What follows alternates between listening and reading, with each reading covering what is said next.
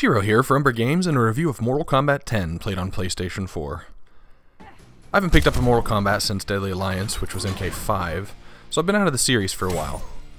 I will preface this review by stating my love for fighting games is generally not super strong, as I probably prefer more the old school in this regard, with my favorite Mortal Kombat still being number 2 back in my Super Nintendo days, and of all the still living fighting series, Soul Calibur has been my favorite. But I thought it was time to check in with this gory, beautiful entry to the 23-year-old franchise. Mortal Kombat 10 brings back the series staples, but this time the fighters have aged a bit. Sonya Blade and Johnny Cage have been around since Game 1, and they now have a child that followed in their Special Forces footsteps and is a playable character. Jax, first featured in MK2, also has a Special Forces daughter as a playable character. Scorpion got delivered from his days as a Spectre, Sub-Zero is a Grandmaster of the Lin Kuei, and loves his tea. Even the Thunder God Raiden is looking a little gray in the eyebrows. Mortal Kombat 10 features 24 base characters in all, with 3 stances, each granting additional abilities and combos, providing a ton of variety for every gameplay style. Currently, you can also purchase Jason Voorhees from Friday the 13th, Goro, the Four-Armed Fiend, who was one of 2 bosses in the original game, Tremor, an Earth-based ninja first playable in 9, Predator from, well, Predator, and Tanya from MK4. Additionally, Bo-Chai-Ro, Triborg, a Xenomorph from Alien, and Leatherface from the Texas Chainsaw Massacre were just announced to be on the way to be able to be purchased as well. There are several gameplay modes available in Mortal Kombat 10, both online and off. The story mode continues the recent NetherRealm Studios tradition of giving you a narrative, and each chapter you assume control of the various protagonists, or antagonists, depending on your view. While I really enjoyed this mode, the villain running away trope is used extremely heavily, and in a world where someone receives a gory death every minute or so, it seems a little inconsistent with the Mortal Kombat theme. Granted, fatalities are turned off in that mode. There are also quick-time events added to the well-choreographed cutscenes where, once again, they're unneeded. If you're that concerned that people won't pay enough attention to your cutscenes and stories that you have to stick random button presses in to make them pay attention, find some better writers. Mortal Kombat 10 features towers, which basically amounts to the entire single-player experience in some of the older Mortal Kombat games, where you move up level facing a new opponent each time. There are different kinds of towers, ones that change hourly, daily, and weekly, and all kinds of modifiers that are added to the fight. I'm always interested to see the way developers these days try to make some gameplay available while the game is still installing, but Mortal Kombat 10 just gets a little confusing. It was probably 20 to 30 minutes before I was able to start playing the story mode, and I wasn't sure if it was an install thing, or if I was required to play the tutorial first, or maybe a combination of both. But really they just needed a pop-up box telling me why my story mode was red and couldn't be started. I shouldn't have to do an internet search to figure out how to start the game. When you begin Mortal Kombat 10, you set up your character profile, and start by choosing a faction. There are 5 options, each represented by a Mortal Kombat character. While playing Mortal Kombat 10, you earn faction points, and at the end of each week, whichever faction is on top, its players get awards. Each faction has additional fatalities that you will have access to, no matter which character you're playing at the time.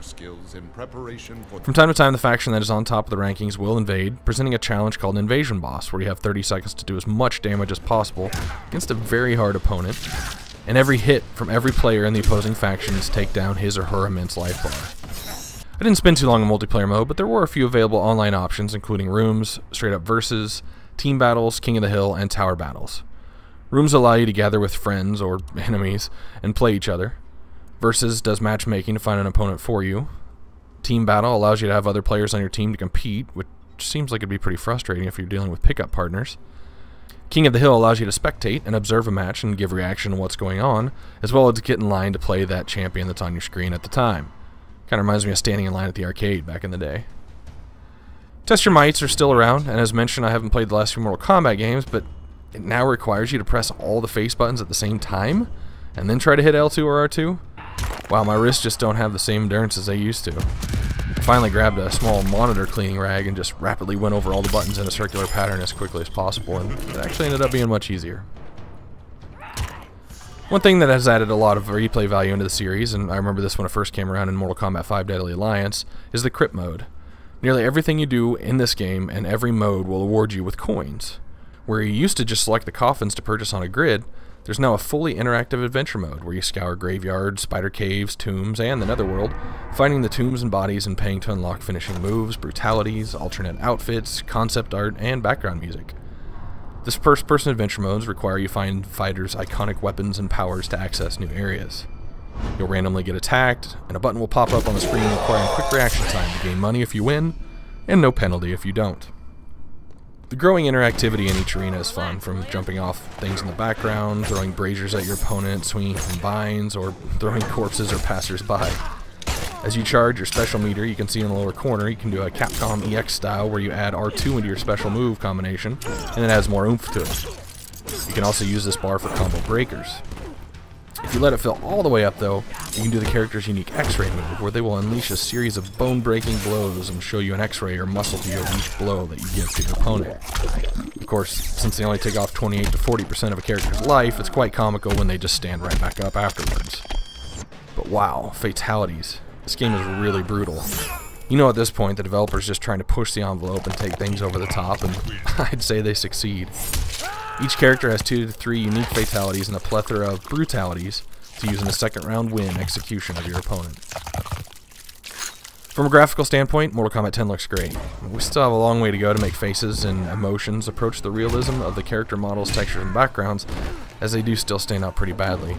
But there's no denying Mortal Kombat 10 is one of the best looking fighting games to date. So, I think there's a fine line of what should and shouldn't be sold for DLC. Actually, let me change that. The presentation of the sale of DLC is where I think the issue is. First, let's talk about these easy fatality tokens. They're selling an item so that someone can push one button for a fatality instead of the sometimes somewhat intricate input required to brutally finish your opponent. I mean, I guess if people are going to buy them, I don't have an issue with the developer making money on it. But when you want to check to see how to do your fatality, on the main pause screen, under all of your other characters' basic moves, they list the easy fatality combination, making you dig all the way through and find the full input on another screen. I mean, yes, this is probably better than printing out a list or writing it down on a piece of paper in front of you, and yes, it's a minor complaint from someone that hasn't sunk more than 7 or 8 hours into the game to truly learn a few characters, but I still think this is a valid annoyance. So I do have to admit, recent fighting games aren't quite my cup of tea. I don't enjoy inputting a 5-button combo half the time before even seeing any results for each button press. For example, hitting square, triangle, square in quick succession that takes about 1 second does an array of moves that takes 2 to 3 seconds. I don't know if anybody has made the segregation of the fighting style genre, but I attribute this style to Killer Instinct. I mean, I don't mind the juggles, I enjoy combos as a concept, I don't enjoy going to my second online battle and facing something like this. Yeah, I know, I'm not the greatest. Overall, I had a good amount of fun with Mortal Kombat 10, and we'll probably be picking it up and playing occasional matches here and there, especially when friends come over. Despite the wonderful depth and detail given each arena, Mortal Kombat 10 is still a 2D fighter, and rated as such ends up as of 84 out of 100 on my scale. This is Jiro for Umbra Games. Thanks for watching.